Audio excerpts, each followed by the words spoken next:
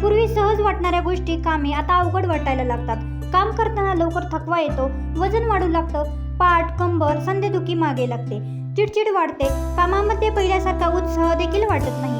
मग मनामध्ये येतं, हे सगळं वय वाढल्यामुळे तर होत नाही ना. 40 नंतर आयुष्य बदलते, पण माझे म्हणणे असं आहे की त्याची सुरुवात 35 नंतरच हळूहळू व्हायला लागते. म्हणजेच एकदम 40 वय झालं की आयुष्य अचानक बदलत नाही.